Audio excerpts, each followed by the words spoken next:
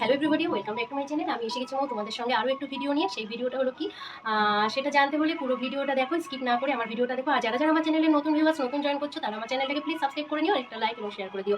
তা দেখো, সকাল সকাল আমি স্নান করে পুজো টুজো দিয়ে ঘরের কাজকর্ম সেরে কমপ্লিট হয়ে চলে এসেছি। স্নান টান করে দেখতেই তো পাচ্ছ, স্নান করে চলে এসেছি পুজো টুজো দিয়ে। আজকে আমি একটি রান্নার ভিডিও তোমাদের সামনে শেয়ার করছি, এবং সেই রান্নাটা কি এবং কীভাবে করছি তোমরা অবশ্যই বাড়িতে ট্রাই করো, এবং ভালো লাগলে আমাকে বেশি বেশি কমেন্ট করো, বেশি লাইক করো। তা চলো এইভাবে রান্নাটা করে দেখো, তোমরা অবশ্যই এটা ভালো লাগবে, এবং এটা দিয়েই তুমি মানে কেউ যদি এটা করো, এটা দিয়েই তোমরা এক থালা ভাত খেয়ে নিতে পারবে। তা কী করছি এবং কেমনভাবে করছি সেটা আজকে দেখো, আমার সাথে থাকো আর আমাকে সমানভাবে সাপোর্ট করো। তো চলো যাই রান্নাঘরে, দেখো আমি কী রান্না করছি আজকে। তা আমি রান্নাঘরে চলে এসেছি। দেখো আজকে আমি রান্না করবো ডিমের কারি যেভাবে করে সেইভাবেই করবো, কিন্তু গোটা ডিম করবো না, একটু অন্য প্রসেসে করবো। সেটা কী করছি দেখতে হলে পুরো ভিডিওটা দেখো। আর তার সাথে আলু দেবো, আলু দিয়েই করবো ডিমের কারিটা। আর পটলের দোরমা করবো, তার জন্য আমি দেখো সব গুছিয়ে নিয়েছি। কড়াইতে তেল দিয়ে দিয়েছি, আর এইদিকে যে পটলগুলো কাটা আছে, পটলগুলোতে একটু নুন হলুদ মাখিয়ে নেবো। তেলটা গরম হয়ে গেছে,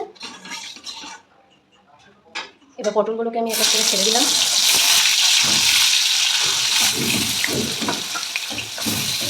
পটলগুলোকে ভালো করে ভাজা করে নেবো, নাড়িয়ে চাড়িয়ে।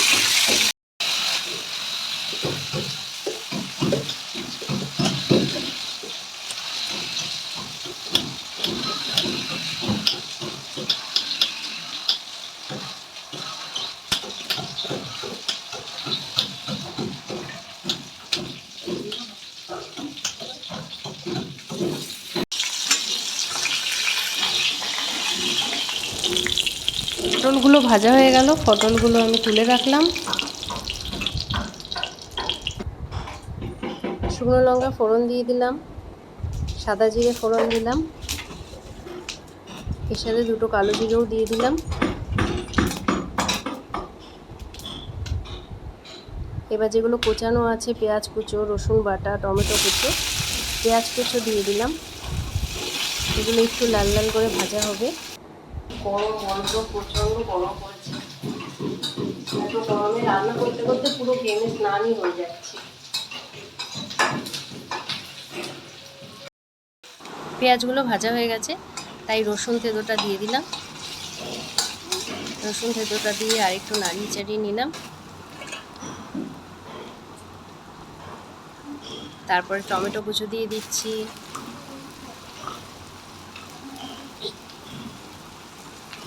তারপরে আদা জিরে বাটা,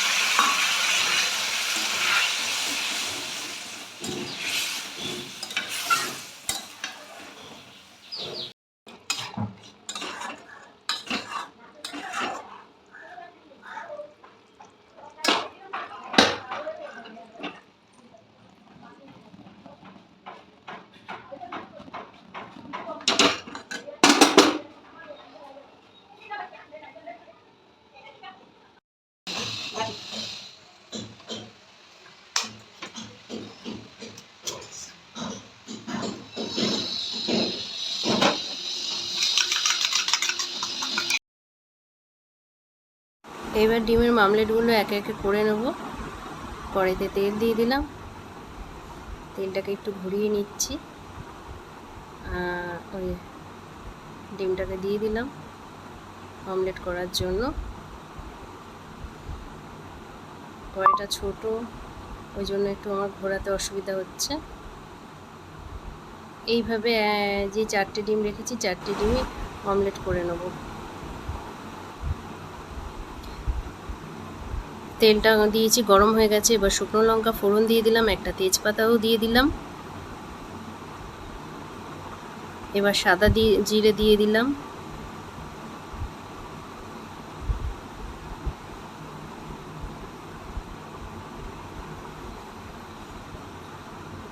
আর আর এইদিকে দেখো এই যে আলু ভাজার মতন আলু মোটা মোটা করে রেখে দিয়েছিলাম কুচিয়ে, সেগুলো গরম কড়াইয়ে তেলের মধ্যে দিয়ে দিলাম। এগুলোকে একটু ভেজে নিতে হবে আলুগুলোকে। তা আলুগুলো আধা আধি দেখো ভাজা হয়ে গেছে। এবার যে পেঁয়াজ কুচো আছে করা, সেই পেঁয়াজ কুচোগুলো আলু ভাজার মধ্যে দিয়ে দিলাম। কারণ আগে যদি পেঁয়াজ কুচো দিতাম তাহলে আলু ভাজা হতে হতে পেঁয়াজ কুচোগুলো পুড়ে যেত, তাই আলু ভাজা আধা আধি হয়েছে। এবার পেঁয়াজ কুচো দিয়ে দিলাম, আলু ভাজাও হয়ে যাবে আর পেঁয়াজ কুচোও ভাজা হয়ে যাবে। তারপরে রসুন বাটা, টমেটো কুচো সব দিয়ে দিলাম। একটু নাড়াচাড়া করলাম ভাজা করার জন্য। দেখো ভাজা হয়ে গেছে। এবার হলুদ দিয়ে দিচ্ছি, শুকনো লঙ্কার গুঁড়ো দিয়ে দিলাম, লবণ দিয়ে দিলাম। এগুলোকে আরও একটু নাড়াচাড়া করতে হবে। এবার আদা জিরে যেটা পেস্ট করা রয়েছে, আদা জিরে বাটাটা দিয়ে দিলাম। এগুলোকে একটু ভালো করে নাড়িয়ে চাড়িয়ে মশলাগুলো ভাজা ভাজা করে নিতে হবে। দেখো আমার মশলা ভাজা ভাজা করা হয়ে গেছে।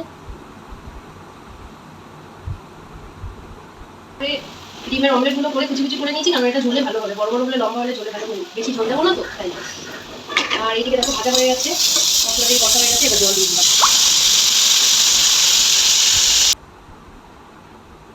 দেখো ঝোলের মধ্যে যে ডিমের অমলেটগুলো টুকরো করে রেখেছি সেগুলো দিয়ে দিলাম। যেটুকুনি ঝোল আছে এটা টেনে নেবে। দেখো ফুটে গেছে ঝোল আমার। হয়ে গেছে। লাস্টে একটু গরম মশলা ছড়িয়ে নামিয়ে দিতে হবে। আর এই যেটুকুনি ঝোল আছে এই ঝোলটা অটোমেটিক টেনে যাবে, পুরো শুকিয়ে যাবে।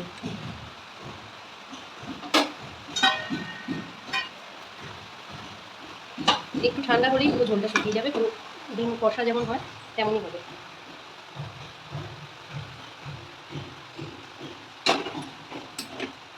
আমার রান্না কমপ্লিট হয়ে গেছে। তাই এইভাবে ডিমটা তোমরা